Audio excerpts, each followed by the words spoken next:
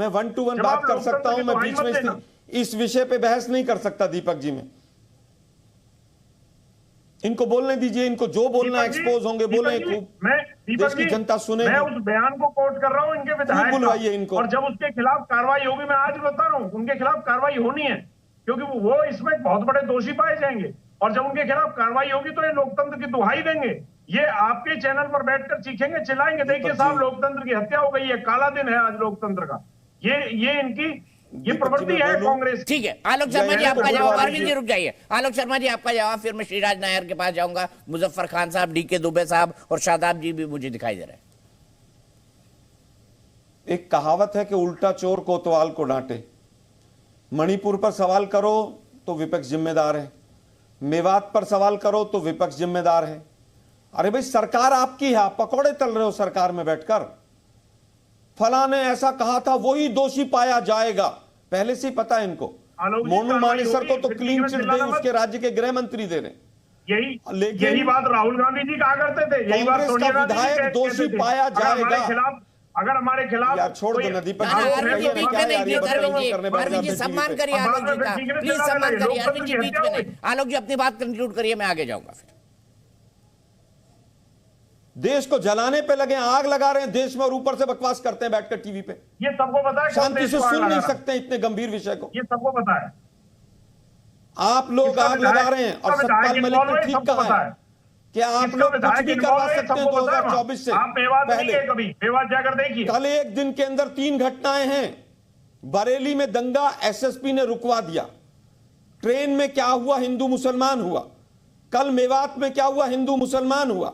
फिर भी आप कह रहे हैं, आप लोग जानबूझकर करवा रहे हैं, और फिर जब हालात बिगड़ जाते हैं मणिपुर की जगह, फिर संसद से भगोड़े हो जाते हैं आप लोग, फिर संसद पे चर्चा नहीं करना चाहते हैं।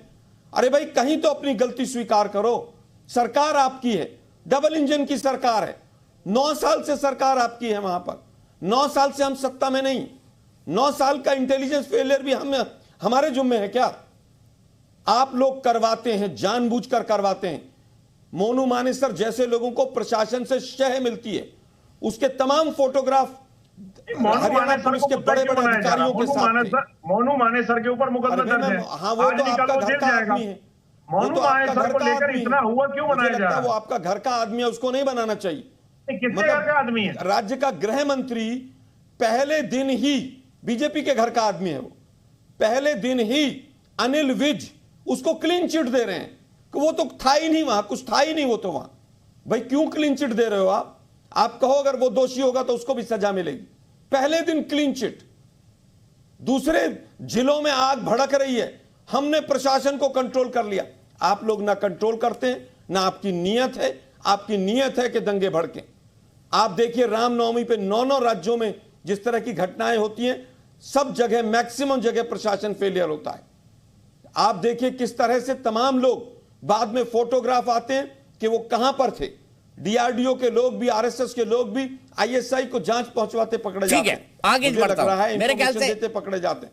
मुझे लगता है कि आज की सरकार को, हरियाणा की सरकार को माफी मांगनी चाहिए कि आपका इंटेलिजेंस फेलियर, आपका प्रशासनिक फेलियर ठीक रहा, दूसरों पर फोड़ना बंद कर दीजिए। ठीक है अरविंद भारद्वाज जी, एक लाइन में जवाब, फिर मैं श्रीराज नायर के पास जाऊंगा क्योंकि मुद्दे कई सारे हैं।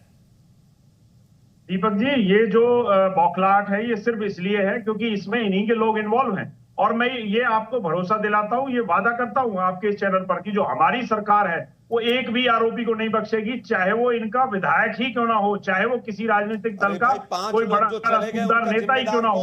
और जब वो गिरफ्तार होंगे, जब उनके खिलाफ कार्रवाई होगी, जब ये चीखेंगे चिल्लाएंगे, तब इन्हें लोकतंत्र की दुहाई देंगे, तब ये काला अध्याय बताएंगे लोकतंत्र के लिए। ये स्थिति है, ये इनकी जो मानसिक स्थिति है कांग्रेस की, यही है। पहले दंगे भड़काइए, उसके बाद आरोप सरकार पे लगाइए, और जब इनके खिलाफ कार्रवाई हो तो फिर चीखने चिल्लाने लग जाइए, फिर बेकसूर खड़े हो जाइए, अपने आप को पीड़ित बताइए। ये इनकी पॉलिसी है। जबकि सच्चाई ये है दीपक जी, कहीं ना कहीं जरूर एक बहुत बड़ी साजिश थी, इन लोगों ने एक साजिश की थी जो एक बहुत बड़ी घटना हो सकती थी, परंतु प्रशासन ने तुरंत कार्रवाई की और उसे रोका। बहुत बड़ी संख्या में वहां श्रद्धालु मौजूद थे मंदिर के अंदर, जो मंदिर में हजारों की संख्या में थे, उनको बचाना प्रायोरिटी थी प्रशासन की, और उन्हें एक मिनट सुनिए ना, मतलब 100-200 गाड़ियां जल जाएं, 100-200 दुकानें जल जाएं, तब तक प्रशासन की कोई जिम्मेवारी नहीं है। क्या और केंद्रीय स्टेटमेंट दे रहे हैं रिजर्व फोर्सेस की जो कंपनीज हैं वो डिप्लॉय कर दी गई, यहां तक कि एयरलिफ्ट करने की भी तैयारी थी कि अगर कहीं कोई फंसा होगा। तो प्रशासन ने बहुत मुस्तैदी दिखाई, सरकार ने मुस्तैदी दिखाई है, परंतु ये चलिए मैं आगे चलता हूं। मैं राजनीतिक उलझन में नहीं, मैंने को जितने सवाल पूछे थे मैं आपसे भी पूछ चुका हूं, आलोक जी से भी पूछ चुका हूं। आलोक जी, चर्चा में आप भी रहिए, अरविंद भाई आप भी रहिए, आपके लिए भी आगे सवाल होंगे। लेकिन श्रीराज नायर जी, क्या जानबूझकर प्रायोजित करके आप लोग ये हिंसा करवा रहे हैं, लोगों को भड़का रहे हैं, उकसा रहे हैं ताकि पोलराइजेशन और बीजेपी चुनाव जीते? ये आरोप है आप पर। छोटा छोटा जवाब रखिएगा। दीपक जी, विश्व हिंदू परिषद पिछले 60 वर्षों से अनेकों यात्राएं करती आ रही है। मकसद हिंदू समाज का एकत्रीकरण होता है। समाज में कई उत्सव होते हैं, उसके उपलक्ष्य में यात्राएं निकलती हैं। पर यहां पर ये देख रहे हैं हम, ये इंटरनेशनल पैटर्न है, जिहादी आतंकवाद का ये इंटरनेशनल पैटर्न है। यहां पर बार बार इंटेलिजेंस और खुफिया तंत्रों की एजेंसियों की बात चल रही है। 9/11 हुआ, ट्विन टावर्स को, वर्ल्ड ट्रेड सेंटर को ढहा दिया गया, इंटेलिजेंस को वहां पे चुनौती दी गई। अभी 25 दिन फ्रांस जलता रहा। उसी तरह से देश की राजधानी दिल्ली में मुहर्रम का जुलूस लगा, वहां पर भी हिंदुओं के ऊपर हमला हुआ। केरल में मणिपुर को लेकर के एक जलसा होता है और वहां पर हिंदुओं को मार के मंदिर के प्रांगण में लटका देंगे, ऐसे नारे लगते हैं। पर दुख की बात यह है कि इस जिहादी आतंकवाद को कुचलने की बजाय कांग्रेस पार्टी तुष्टीकरण की राजनीति की बात करती है। आलोक जी भूल गए कि यही इस मुंबई शहर में जहां पर मैं बैठा हूं, कसाब और उसके आतंकवादी साथी नाव में बैठकर आके पूरे मुंबई को जलाते हैं। तब केंद्र में भी मनमोहन सिंह की सरकार थी और राज्य में विलासराव देशमुख की सरकार थी। तब इनके पास क्या तर्क था? जिहादी आतंकवाद ने दुनिया भर के इंटेलिजेंस एजेंसीज के ऊपर के नाक में दम कर दिया है। सभी को मिलकर, पूरे विश्व को मिलकर जिहादी आतंकवाद को कुचलना पड़ेगा। विश्व हिंदू परिषद बजरंग दल शांतिपूर्वक यात्रा निकल रहा था, जानबूझकर मोनू मानेसर का नाम ड्रॉप किया जा रहा है। मोनू मानेसर के बहाने से इन्होंने वहां पर दंगा फैलाया। मुस्लिम लीडरशिप पूर्ण रूप से इसके लिए जवाबदार है और साथ साथ में कांग्रेस जो तुष्टीकरण की राजनीति में पूरी तरह से डूबी हुई है, वह भी इसके लिए जवाबदार है। हम चाहते हैं कि हम भी मानते हैं कहीं न कहीं हरियाणा की खट्टर सरकार से इंटेलिजेंस की चूक हुई है, पुलिसकर्मी कम थे। हम चाहते हैं जो चूक हुई उसको दुरुस्त करे। जितने दंगाई, जितने भी ये उपद्रवी, जितने भी जिहादी, इन सबको तुरंत अरेस्ट किया जाए। ठीक है, मैं सीधे यहां से शादाब जी के पास चलता हूं। शादाब जी, जब भी ऐसा होता है, अभी रामनवमी के जुलूस में देखा, मुहर्रम में रास्ता बदलने की मांग को लेकर दिल्ली में पत्थर चल गए। ये पत्थर बड़ा इजीली अवेलेबल है, पत्थर, ईंटें, पेट्रोल बम, इसके अलावा बाकी चीजें कहां से मिल जाती है एकाएक कि आप हजारों की भीड़ पर हमला कर दें? नहीं, बिल्कुल दीपक भाई, अगर पत्थर, रोड़े और ये सब चीजों, असली मुद्दा ये है तो भारत से तमाम पत्थरों को खत्म करवा दीजिए, भारत से तमाम ईंटों को खत्म करवा दीजिए। वालों को खत्म करें या पत्थरों को खत्म करें?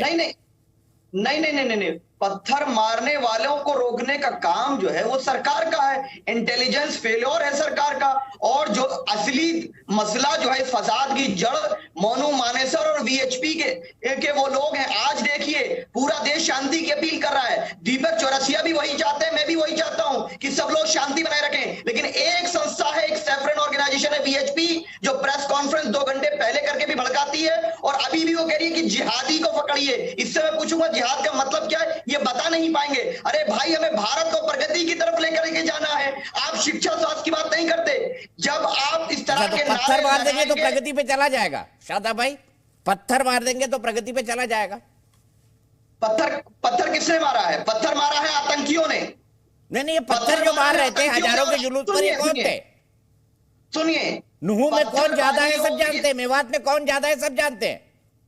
नहीं, सब जानते हैं। भगवा संस्थाएं जो भारत के मूल सिद्धांत के खिलाफ कार्य कर रही हैं, वीएचपी